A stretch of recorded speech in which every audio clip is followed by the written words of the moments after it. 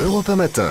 Bonjour Cécile Duflot. Bonjour. Ministre de l'égalité des territoires et du logement. Nuit courte, je le disais, puisque l'Assemblée a voté vers 1h du matin ce texte. Juste avant, je voudrais vous demander, pour rebondir d'ailleurs sur ce que disait Caroline Roux, qui évoquait à l'instant les municipales à Paris. Vous avez finalement pris une décision concernant les municipales ? Oui, d'ailleurs, c'est pour ça que je suis là ce matin. Mais oui. Mais non, j'ai dit que pour moi, la décision interviendrait en temps et en heure. Le temps et l'heure ne sont pas venus. Rien n'est exclu, disiez-vous, en février dernier, concernant votre éventuelle candidature. Ça n'a pas bougé pour l'instant. L'Assemblée a donc adopté dans la nuit un projet de loi qui autorise le gouvernement à recourir à des ordonnances pour accélérer les projets de construction. Secteur en pleine crise, on le sait. Tiens, les ordonnances, mesures pas toujours accepté et apprécié par la gauche. Pourquoi est-ce que vous vous y êtes convertie, Cécile Duflot ? Alors c'est vrai, il ne s'agit pas d'une conversion sur le principe, ni d'une dénonciation sur le principe, c'est un moyen d'aller plus vite. Et il se trouve que quand on connaît la crise du logement, qui est celle que l'on connaît aujourd'hui, qui touche des millions de Français, il y a aujourd'hui plus de 3,5 millions de Français dans notre pays qui sont mal logés, on doit utiliser tous les moyens nécessaires.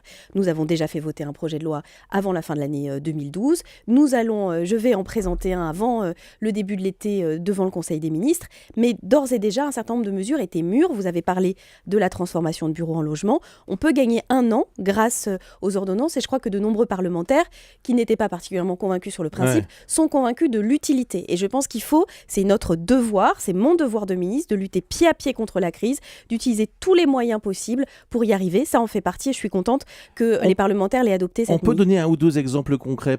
Est-ce que ça concerne par exemple des bureaux vides en Île-de-France, des choses comme ça ? Qu'est-ce qui va se passer concrètement ? Qu'est-ce que ça change ? Qu'est-ce qui se passe concrètement aujourd'hui ? Et d'ailleurs, vous le voyez, quand il y a des associations auxquelles je suis très sensible, à leur combat en particulier, qui squattent des immeubles pour faire la démonstration qu'il y a des bureaux qui sont vides, notamment dans les zones tendues, en Île-de-France en particulier.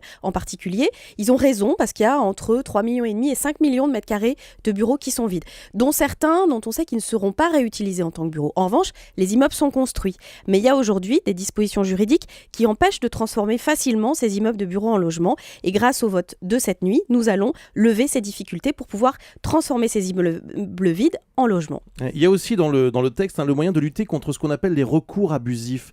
C'est quoi pour vous un recours abusif ? C'est très simple et sur certains territoires de notre pays, ça s'est développé de manière très importante. C'est quasiment du racket, c'est-à-dire des gens qui n'ont aucun lien avec le projet, qui font un recours contre le permis de construire et qui disent au constructeur ou au promoteur « je veux bien le retirer, mais en échange d'une somme d'argent ». Et ça s'appelle ni plus ni moins que du racket. Ça s'est développé de manière absolument scandaleuse sur certains territoires de notre pays. Il faut y mettre fin et nous allons pouvoir adopter très vite, dans les semaines, les mois qui viennent, ces dispositions qui permettront 2 choses. D'abord, de limiter les recours de ceux qui ne sont pas concernés par le projet et qui le font manifestement avec une intention malveillante. Et deuxièmement, nous allons permettre qu'il y ait des dommages et intérêts quand il y a ces actions, ce qui va arrêter ce qui commence dans certains coins à ressembler à une mafia. Concrètement, Cécile Duflot, si on essaye de chiffrer ces constructions, on a une idée, ça représente, ces ordonnances, ça va permettre de construire plus, mais combien ? On sait un peu ça ou pas ? Vous savez, ce qui est très compliqué, c'est quand on est sur des dispositifs qui bloquent des projets. C'est difficile d'évaluer des projets qui n'existent pas aujourd'hui. Je parlais de la transformation des immeubles de bureaux aujourd'hui. Ça va permettre que tous ces millions de mètres carrés, un certain nombre d'entre eux puissent faire l'objet d'études pour les transformer en logements. Je vais vous donner un exemple, c'est qu'aujourd'hui, sur certains territoires, il faut, quand on délivre un permis de construire, fabriquer des places de stationnement. Vous imaginez bien que sur un immeuble construit, qui est au milieu d'une rue et d'un quartier, on ne peut pas creuser un parking souterrain sous l'immeuble, sinon ça coûte très très cher, et donc le projet n'est pas faisable. L'idée, c'est de tenir notre objectif. Notre objectif, il est très ambitieux, c'est 500 000 logements par an. On aurait pu fixer un objectif plus bas et l'atteindre. Le choix du gouvernement, c'est vraiment, comme l'a dit le président de la République, d'être à l'offensive. Pourquoi ? Parce qu'on a besoin de ces 500 000 logements par an pour loger les Français. Donc nous allons agir pour atteindre cet objectif. Alors, il y a donc ce projet de loi qui a été adopté cette nuit à l'Assemblée et quasiment au même moment, on apprend, et c'était l'ouverture du journal de 7h30 sur Europe 1, que en ce qui concerne les réquisitions de logements, il y a quand même un problème.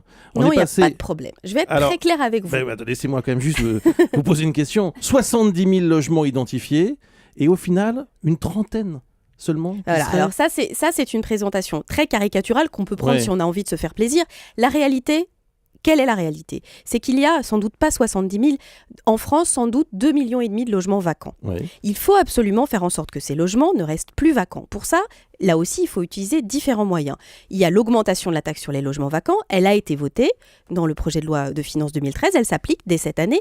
Il y a la garantie universelle des loyers pour faire en sorte que les propriétaires qui sont inquiets à l'idée de louer leur logement ne le soient plus, pour faciliter aussi pour des candidats locataires l'accès au logement, parce qu'aujourd'hui on demande, y compris à des adultes qui travaillent, la caution de leurs parents, mais il y a aussi la réquisition. Ça n'est pas un moyen magique, je l'ai dit au moment où j'ai décidé d'y avoir recours. Et donc, je reprends, sur ces 70 000 logements, il y en a 7 500 qui ont été concernés en Ile-de-France par la procédure. Pourquoi ?